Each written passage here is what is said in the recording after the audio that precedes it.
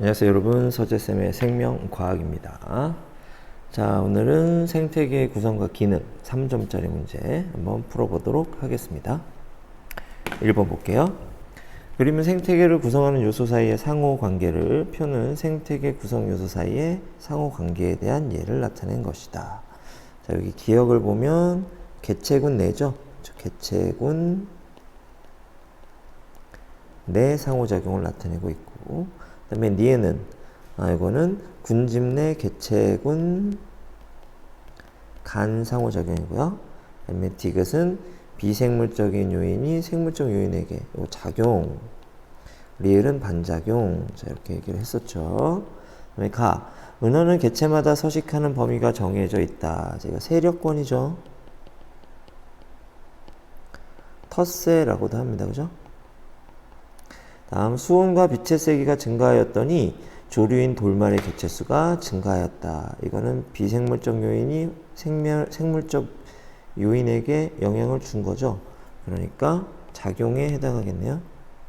그리고 디귿이고 요거 기억이 됩니다. 기억, 가는 기억에 해당한다. 맞는 말. 니은, A는 생물의 사체에 포함된 유기물을 분해한다 라고 그랬어요. A가 어딨죠? 돌말. 돌말은 생산자잖아요. 그렇죠? 여기가 틀린 말. 유기물을 분해하는 거, 이건 분해자니까. 탈질산화 세균에 의해 질산이온이 질소기체로 되는 것. 이거는 생물적 요인이 비생물적 요인에게 영향을 주네요. 반작용, 리을에 해당하겠습니다. 또 틀려. 정답 1번이 됩니다. 자, 이제 2번 문제 보도록 하겠습니다. 표는 동물에 의해 연령에 따른 연초 생존 개체수와 연간 사망 개체수를, 그림은 개체군의 생존 곡선 유형 1형에서 3형을 나타낸 것이다. 사망률이란 어떤 일정한 기간 동안 사망하는 비율이다. 이렇게 얘기했어요. 일단 사망률에 대해서 한번 생각해 볼게. 5살, 그렇죠? 연령이 5살일 때의 사망률 한번 생각해 볼까? 그러면 연초에 얼마였죠? 734였지. 그렇지? 그런데 1년 동안 얼마가 죽었어? 46이 죽었단 말이야. 곱하기 100. 이렇게 하면 이게 사망률이 됩니다. 퍼센테이지가 되겠죠. 그렇지? 그래서 연초 생존 개체수 중에 1년 동안 몇 퍼센트가 죽었는가? 자, 요거 우리가 따져보는 거야. 알겠지? 자, 그렇다면 표에 있는 빈칸을 한번 채워보도록 합시다. 여기 물음표에는 어떤 숫자가 들어가야 될까요?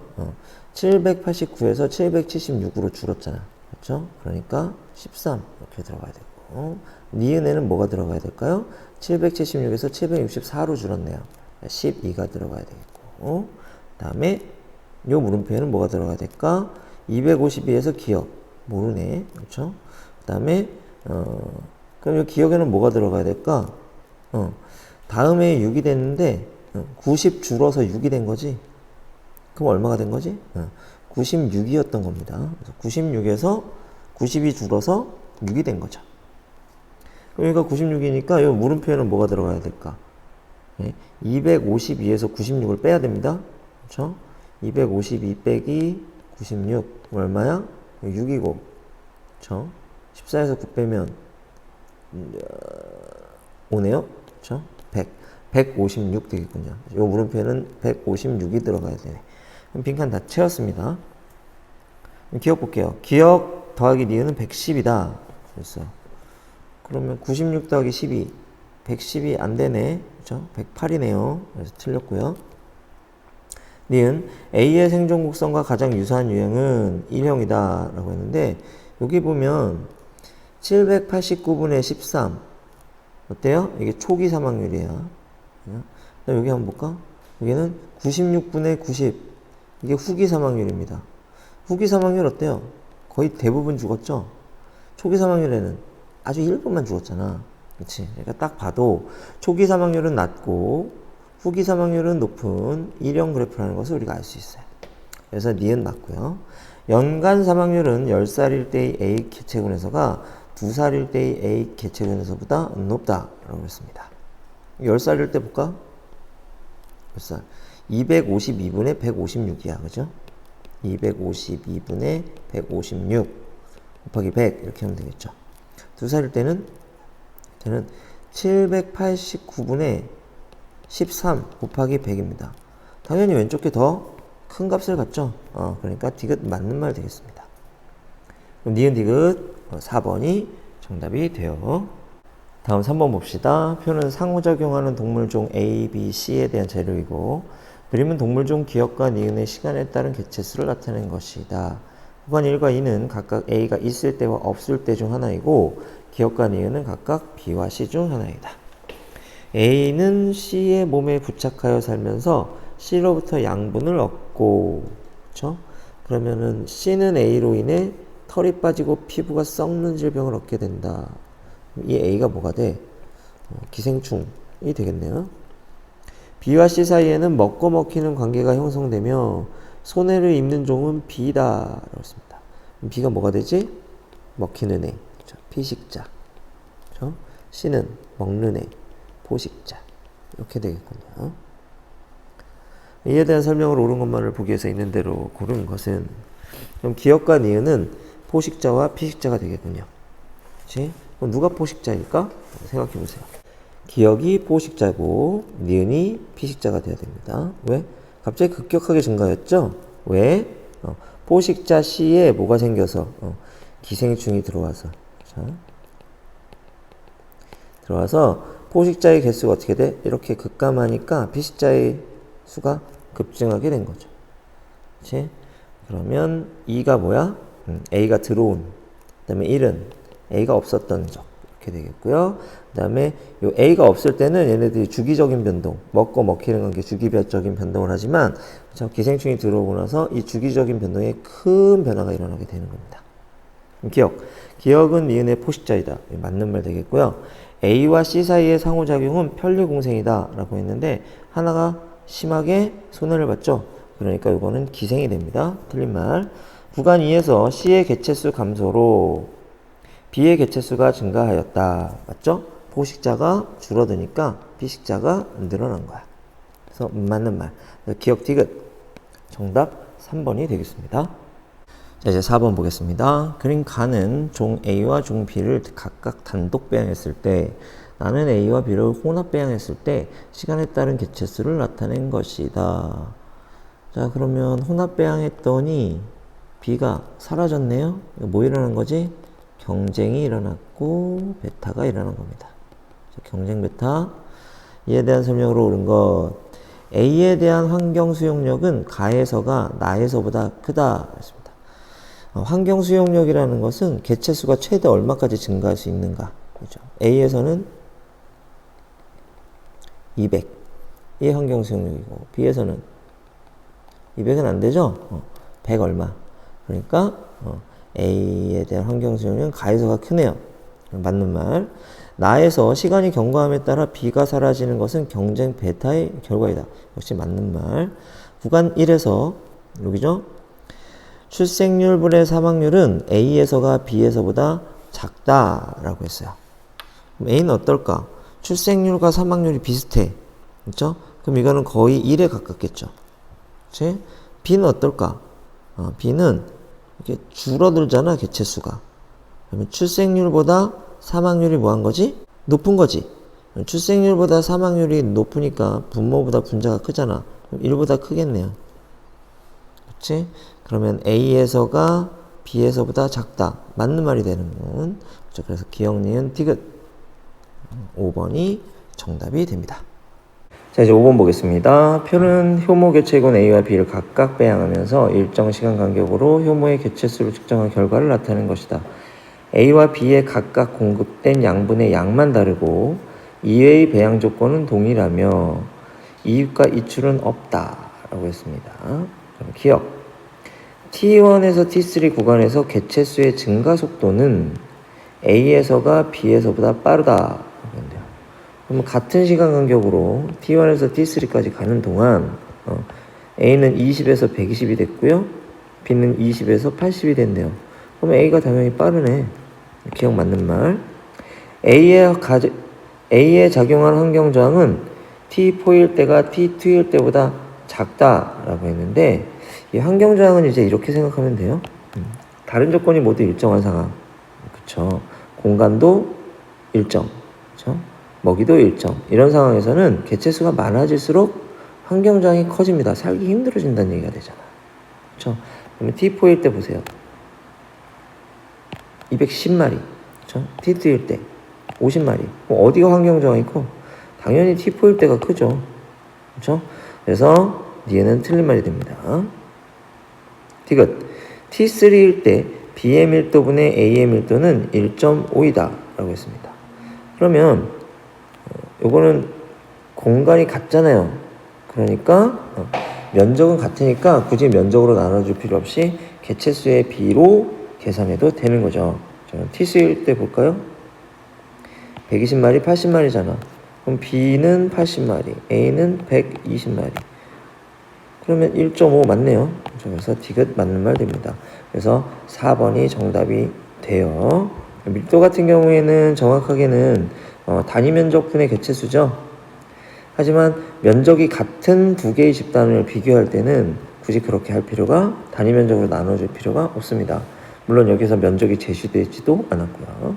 정답 4번 되는 거예요. 6번 보겠습니다. 그림 가는 수생식물종 A와 B를 심고 일정 시간 경과 후 수심에 따른 생물량을 조사한 결과를 나타낸 것으로 A는 A와 B를 단독으로 심었을 때이고, 단독 배양. B는 A와 B를 혼합하여 심었을 때이다. 혼합 배양. 나는 생태계를 구성하는 요소 간의 관계 중 일부를 나타낸 것이다. 자, 기억. B가 서식하는 수심의 범위는 B에서가 A에서보다 넓다라고 했는데, 이 B는 혼합 배양할 때는 한 22에서 한 110 정도 되고, 그 다음에 단독 배양할 때는 마이너스에서부터는 이렇게 서식할 수 있었네요. 그럼 어디가 더 넓어? 그렇죠? A에서가 더 넓잖아요. 그러니까 기억 틀린 말 되겠고, 니은 구간 1에서 A와 B 사이에 경쟁 베타가 일어났다. 구간 1. 단독 배양할 때는 B가 살죠. 그렇지? 단독 배양할 때는 B도 살고 A도 살죠. 혼합 배양했더니 A는 사는데 B가 안 살아. 경쟁 베타 일어난 거지. B가 경쟁에서 진 거야. 요 구역에서만큼은. 그렇죠? 그러니까 니은 맞는 말 되겠고요. 디귿. 구간 2에서 A가 생존하지 못한 것은 기억에 해당한다라고 했는데, 구간 2에서 A가 생존하지 못하는 거는 B 때문은 아니야. 왜냐하면 단독 배양할 때도 구간 2에서는 못 사니까. 그럼 뭐 때문이죠? 비생물적 요인, 환경 때문인 겁니다. 그래서 환경이 생물에게 영향을 준 거니까 기억에 해당하는 것이 맞겠죠. 그래서 디귿이 맞는 말, 니은 디귿 4번이 정답이 되겠습니다. 자, 다음 7번 방영구법 문제입니다. 이 문제를 좀 열심히 풀어봐 줘야 되겠네요. 계산도 있고 머리도 좀 써야 되고 하는 겁니다. 풀어볼게. 이 지역의 면적이 1제곱미터인 방영구 25개를 설치했대. 그렇죠? 설치한 방영구에서 식물종 ABC가 관찰되었는데, 표는 설치한 방영구에서 관찰된 식물종 ABC의 개체수, 출현한 방영구 수, 차지하고 있는 면적, 중요치를 나타낸 것이며, C의 상대 밀도는 40%이다. 그럼 개체수를 통해서 우리 뭐 할 수 있어? 밀도 할 수 있겠고요. 그 다음에 요거는 빈도죠. 요거는 피도. 이렇게 되겠군요. 그 다음에 중요치는 상대 밀도, 상대 빈도, 상대 피도를 다 합친 값. 빈 곳이 많네요. 하나 알려줬어, 힌트로. C의 상대 밀도가 몇 퍼센트? 40%. 이렇게. 그러면 A랑 B를 더한 값의 상대 밀도는 60%겠죠. 그러면 60%가 15마리니까 40%는 몇 마리가 되겠습니까? 10마리 되겠네. 그죠? C에 뭐가 들어가요? 10. 이렇게 들어가요. 40%가 10마리야. 그렇죠? 12마리는 몇 퍼센트겠습니까? 48% 되겠죠? 그렇죠? 3마리는 12% 되겠어요. 다 합치니까 100% 이렇게 되는 거죠. 그 다음에 상대 빈도 한번 구해볼까요? 9, 2, 9 다 합하면 20이잖아. 그렇죠? 20분의 9, 40, 5%, 그리고 10%, 여기도 45%. 이렇게 나오겠죠? 그 다음에, 여기 125라는 숫자가 있잖아. 그치? 그래서 이 125라고 하는 중요치는 40 더하기 45 더하기 x. 이렇게 해서 나온 걸 거 아니에요? 이 x 자리에 뭐가 들어가야 된다? 그치? 40이 들어가야 뭐가 나와? 125가 나오겠죠. 그래서 여기 40%가 됩니다. 그러면 20이 40%니까 6은 몇 %야? 2배 해야 되죠? 12% 이렇게 나와야 됩니다. 근데 요 세 개를 다 합친 A, B, C를 다 합친 게 100%가 돼야 되니까 A는 몇 %가 돼야 돼? 48% 이렇게 돼야 된단 말이야. 그렇겠죠? 그러면 몇 마리? 24마리 이렇게 됩니다. 니은 구하면 되겠네. 니은은 12 더하기 10인가요? 12 더하기 10 더하기 10이네요. 그러면 34 되겠습니다. 빈칸 다 채워졌어요? 상대 값도 다 구했습니다. 기억 더하기 니은은 60이다. 기억 24, 니은 34. 58이네. 그래서 틀렸고요. 상대 밀도분의 상대 빈도는 A가 B보다 크다. A는 48분의 45겠죠? B는요? 12분의 10입니다. 비교해볼까요? 48로 바꿔주면 40대네요. 누가 더 커요? 48분의 45가 더 크군요. 그러니까 니은 맞는 말. 다음 C의 밀도는 10이다. 여기 10이라고 하는 요 숫자만 보고 10이라고 생각하면 안 됩니다. 밀도는 뭐지? 단위 면적당. 그래서 10마리가 얼마의 면적에 방역구 25개 놨다 그랬으니까 25제곱미터의 면적에 살고 있는 겁니다. 그럼 밀도가 어떻게 돼? 0.4 1제곱미터당 0.4마리 이렇게 되니까 요게 C의 밀도가 되는 거죠. 그래서 10이 아니고 0.4야. 그래서 D가 틀려요. 요거 좀 주의하세요. 밀도에 대해서는 요걸 가지고 함정을 팔 가능성이 매우 큽니다. 알겠죠? 꼭 기억하세요. 정답은 2번 니은이 되겠습니다. 자, 이제 8번 보도록 하겠습니다. 그림은 어떤 지역에서 인위적으로 숲이 제거되기 전과 후에 식물의 생물량과 토양 내 칼슘 이온의 순 유출량 변화를 나타내는 것이다. 이에 대한 설명으로 옳은 것만을 보기에서 있는 대로 고른 것은, 자, 숲을 제거했더니 칼슘 유출량이 이렇게 증가했네요. 그리고 숲이 회복되면서 칼슘 유출량이 이렇게 감소하기 시작했습니다. 이렇게 되네. 구간 1에서 생물량이 증가하지 않은 것은 지표면에 도달하는 빛의 세기가 구간 2에서보다 강하기 때문이다 라고 했는데 왜 더 이상 증가하지 않아요? 빛의 세기가 약하기 때문이겠죠. 빛의 세기가 강하면 이렇게 증가할 거야. 점점 더 많아질 거라는 거지. 그치? 그래서 여기 숲이 제거됐으니까 빛이 세게 강할 거 아니에요. 여기 식물이 우거져 있잖아. 그치? 그러니까 적절하게 평형을 이루고 있기 때문에 더 이상 식물의 생물량이 증가하지 않는 겁니다. 그래서 기억 틀린 말 되고요. 니은 구간 3에서 시작된 천이의 개척자는 초본이다.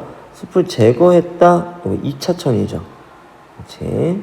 숲이 있었던 곳에서 다시 천이가 시작되는 건 2차 천이란 말이야. 그러니까 2차 천이의 개척자는 초본. 이게 맞네요. 구간 4에서 천이가 진행됨에 따라 토양 내 칼슘이온의 순 유출량은 숲이 제거되기 전보다 낮아진다 라고 했어. 숲이 제거되기 전에 요 정도잖아. 그렇지? 숲이 제거하고 난 후에는 이렇게 더 낮아지진 않았죠. 높잖아. 그치? 그죠? 그래서 그것도 틀린 말이야. 정답 2번이 되겠습니다.